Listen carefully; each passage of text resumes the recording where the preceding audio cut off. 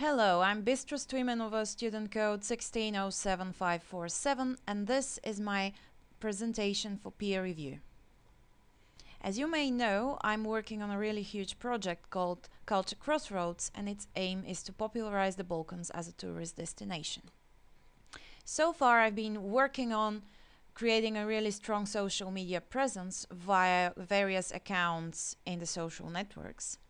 Collaborations with different individuals, organizations that are interested in my project or can help me in any way.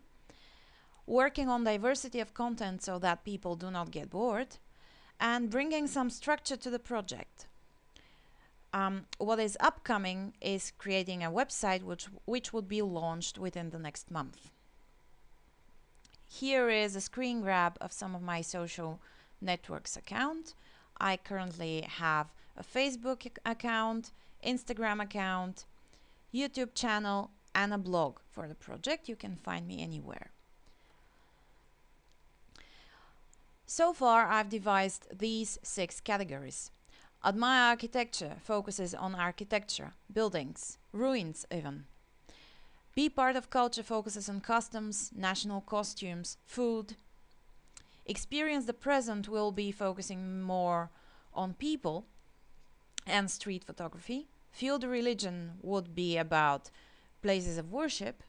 See Nature would show the amazing landscapes of the Balkans. And Remember the Past will focus on historic buildings. So far, I've done a little bit of all, but to bring some structure to my work in progress portfolio, I devised some mini projects to work during this and the previous module. The previous module I came up with Beyond the Postcard mini project, which was a subdivision of Admire Architecture and was focused on abandoned buildings around the Balkans. This module I'm doing religious buildings. What I also try to do is to use any opportunity to enrich my portfolio and to create behind-the-scenes videos of the locations. I also write long posts that aim at bringing more information and behind-the-scenes insights to the pictures people see. This image is me at Shipka Peak at the 140 years anniversary of the Bulgarian's liberation. You'll see more pictures of that place later on in the presentation. Here we come to the professional location of Culture Crossroads, or to put it in other words, the ultimate goals of the project. I would aim for creating a travel book which would be targeted at both foreigners and locals, a smartphone application, a traveling exhibition, and collaborations on the international level if possible. The ultimate goal of the project is to promote sustainable cultural tourism on the Balkans, which would aid in job creation, preservation of the environment, and better knowledge of people that this place was actually the cradle of Western civilization. Finding an approach turned to be a tricky part of my work. I'm rather a hunter.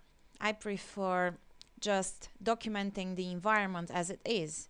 Arriving at a place, capturing the place, and then moving on to the next one.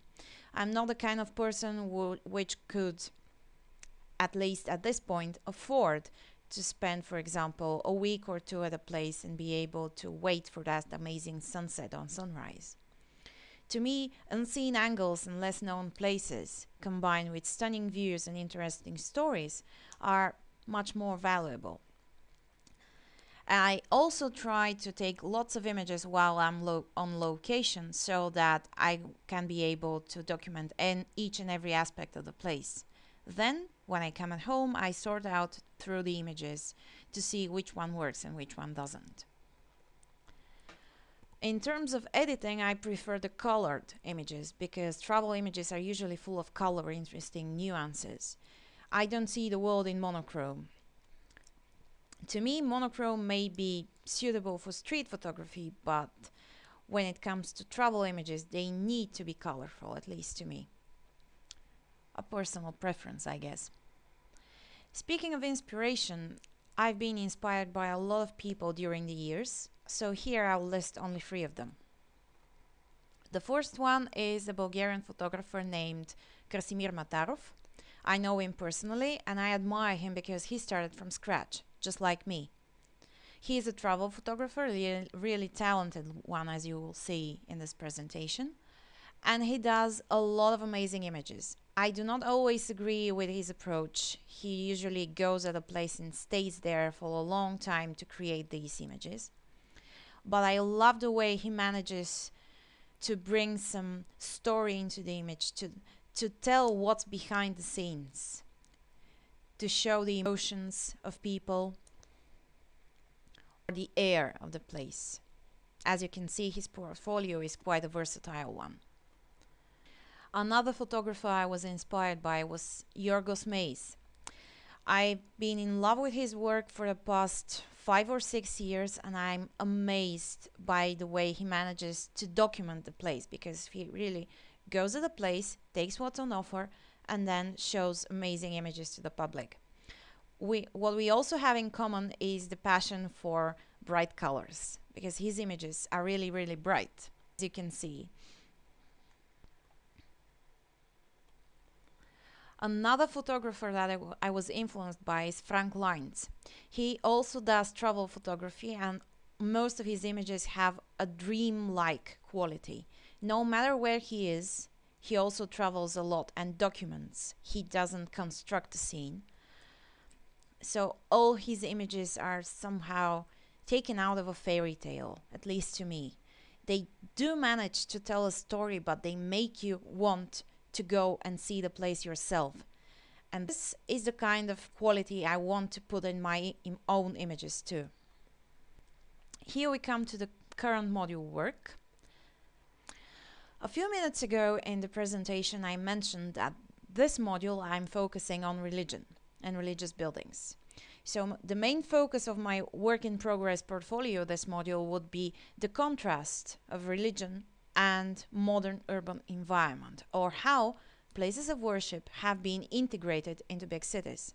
To do this, I managed to walk around my hometown, the capital of Bulgaria.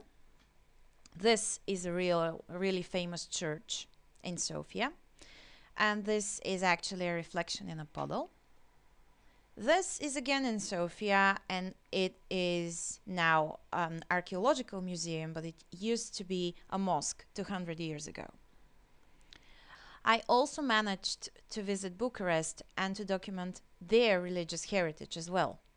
This is a 13th century church surrounded by Stalinist-style communist buildings. And this is a Catholic cathedral, again in the center of Bucharest, that is surrounded by communist-style blocks of flats. As you can see, the contrast between the architecture of the two is striking, at least to me. Here are my references, and here is the list of figures, which is a bit longer this time. Having said all this, I would like to thank you for your attention, and I'm waiting for your peer feedback. Thank you.